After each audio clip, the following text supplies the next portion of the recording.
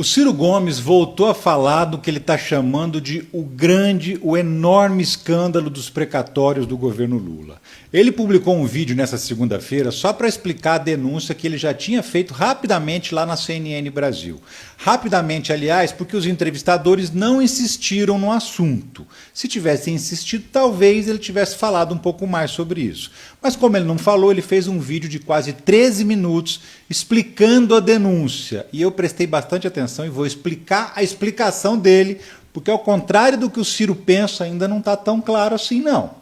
Eu sou o Ricardo Mello, o explicador-geral da República, e você senta o dedo no like, se inscreve no canal, comenta com a sua opinião e compartilha com os amigos. Esse canal é mantido com financiamento coletivo. Tem gente que é membro, clicando aqui embaixo, e tem gente que prefere usar essa chave aqui. Fique à vontade. E fique à vontade para não fazer nada também, se não quiser. Bora lá. Seguinte, vamos começar do começo. No dia 20 de dezembro do ano passado, o governo anunciou que ia pagar 93 bilhões de reais de dívidas com o cidadão comum, que o governo Bolsonaro tinha deixado de pagar os tais dos precatórios. O que é isso? Um precatório é uma ordem da justiça para o governo pagar uma dívida. A pessoa ou a empresa entra com um processo, ganha e tem direito a um valor, digamos assim, 10 mil reais. A ordem de pagamento é o precatório. Esse papel é a garantia de que ele vai receber. Quando? Esse é que é o problema. Em 2021, o governo Bolsonaro aprovou uma emenda à Constituição autorizando o governo a não pagar essas dívidas, ou melhor, pagar só até uma certa quantia e jogar o resto para os anos seguintes. O Bolsonaro alegou na época que precisava dar o calote, senão não teria dinheiro para pagar o Auxílio Brasil em 2022. Por isso, o Congresso aprovou a PEC. E com isso, eles jogaram para frente 141 bilhões de reais em precatórios não pagos, ou seja, um calote bilionário. A dívida ficou para o governo Lula pagar. Aí, quando chegou o fim do ano passado, o governo federal decidiu pagar 93 bilhões dessas dívidas, que poderiam ser pagas até 2026. Por que o governo antecipou, então? O que o próprio governo disse? Que eram dois motivos. Primeiro, economizar 33 bilhões de reais em juros e correção monetária. E o segundo, colocar essa grana na mão do povo para girar a roda da economia. Certo, mas então qual é a acusação do Ciro Gomes mesmo? Vamos ver. Concretamente, volto a dizer, o dinheiro saiu do governo e foi parar nos bancos. Mas agora eu vou explicar como é que faz esse truque para que a falcatrua seja acobertada. O Poder Judiciário recebeu esse dinheiro. Portanto, o governo não entregou direto para os bancos. O governo entrega para o Poder Judiciário, Justiça Federal, pagar os credores. Só que quem chega para receber não são os credores, o povo. Quem chega para receber são os bancos. Por quê? Foi assim, ó. O governo, via judiciário, entregou o que era do povo para os bancos. Por quê? Porque os bancos, informados pelo governo de que aquele calote ia ser agora pago pela coisa, compraram do povo pela metade do valor que tinha e os bancos receberam 100%. Pois bem, segundo Ciro, o governo pagou a dívida não para os credores originais, mas sim para os bancos, porque os bancos compraram essas dívidas. Mas como que isso acontece? Pois é, há décadas existe um mercado paralelo de precatórios. Como o governo sempre demora muito para pagar as dívidas, isso costuma levar anos e tem gente que compra esses títulos, que paga mais barato para receber depois o valor integral com uma procuração na mão. Como assim? Então, o banco chega para você e fala, ó, você tem 10 mil para receber, mas você não sabe quando você vai receber.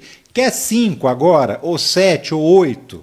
Se a pessoa está apertada, ela entrega para receber logo e assina uma procuração. A espera para receber agora é do banco, que comprou sua dívida, e ele te paga mais barato justamente para lucrar lá na frente quando chegar o dia de receber, senão não faria sentido. Se você der um Google, você vai encontrar dezenas de ofertas de compras de precatório de tudo quanto é banco, financeira e até outras empresas especializadas nisso. Esse mercado não é ilegal, ele existe há muitos anos legalmente no Brasil. Tá, mas se existe legalmente, então eu ainda não entendi qual é a acusação do Ciro Gomes. Qual que é a irregularidade? Vamos lá de novo.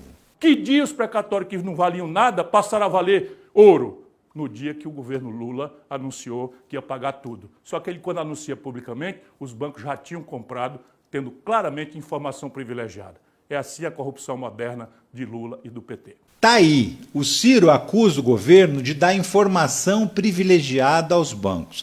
Ele está dizendo que antes mesmo de anunciar que ia pagar as dívidas, o governo foi lá e avisou os bancos que faria isso, para dar tempo de esses bancos correrem e comprarem os títulos da dívida das pessoas. Segundo o Ciro, como as pessoas não sabiam quando iam receber, elas preferiram vender para os bancos e receber logo, só que os bancos sabiam que também iam receber logo, por isso que foram lá e compraram e lucraram rapidamente. Essa é a denúncia, a de que o governo avisou os bancos da operação e com isso eles lucraram bilhões de reais em poucos dias. Mas quem avisou os bancos? Isso o Ciro não diz. Os bancos pagaram propina para alguém? O Ciro também não fala.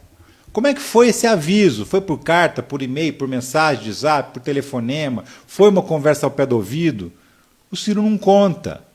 Mas se ele sabe que teve falcatrua, alguém deve ter falado alguma coisa para ele, alguma fonte que ele tem lá no sistema bancário disse, olha, nós recebemos a informação antes sim, foi por isso que a gente comprou os títulos, certo?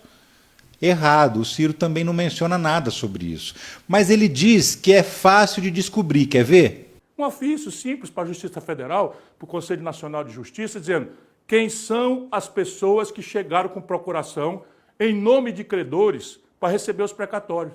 Aí você vai achar. Pois é, pode ser fácil descobrir que os bancos receberam o dinheiro porque eles tinham comprado mesmo os precatórios. Mas isso não quer dizer nada, porque como eu já disse, esse mercado de precatórios existe há décadas e não é ilegal. A única coisa que realmente seria um escândalo é se alguém do governo realmente tivesse avisado os bancos antes, como ele está sugerindo. E eu digo sugerindo porque ele não é nem tão enfático assim nessa parte da história. Ele sugere assim de passagem que os bancos foram informados, mas não chega a acusar ninguém de ter feito isso. Só que isso é um problema, porque no caso essa seria a única irregularidade. E a única coisa que o Ciro não fez foi apontar o dedo e dizer o órgão tal avisou os bancos antes da hora. Aí sim a gente teria uma denúncia para investigar. Porque os bancos terem comprado os precatórios e lucrado alto em cima não é irregularidade, pela simples razão de que esse mercado existe e é legal. A minha conclusão, por enquanto, eu faço questão de ressaltar e até de repetir. Por enquanto, o Ciro Gomes está fazendo espuma em cima de nada. A não ser que ele resolva denunciar de verdade quem passou a informação privilegiada para os bancos, por enquanto, de novo, ele não tem denúncia nenhuma. Porque vender ou comprar precatório não é crime, não é ilegal e nem é imoral. Seria imoral sim se houvesse informação privilegiada, como ele sugere, muito de leve, sem se aprofundar, sem apontar o dedo de verdade. Então, por enquanto, a grande denúncia do Ciro Gomes é nenhuma. Por enquanto, eu também não vou descredibilizar o Ciro, que foi candidato a presidente 3 vezes, foi prefeito, foi governador, foi ministro da Fazenda.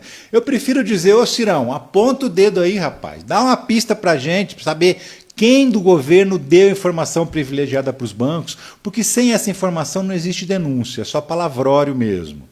E é por isso que os únicos que estão dando bola para essa denúncia são os influencers da extrema-direita. Esses aí estão replicando a denúncia, já agora com aspas, do Ciro como ninguém. Estão inundando as redes com essa história.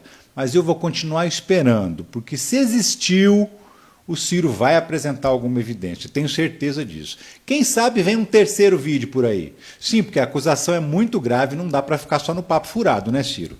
E a você, meu amigo, minha amiga, eu te digo uma coisa, seja bem-vindo, seja você de esquerda, de centro, de direita, só não seja fanático, porque é assim, usando o seu fanatismo, que eles te enganam e te dominam. Eu fico por aqui, até o próximo vídeo. Um abração e tchau.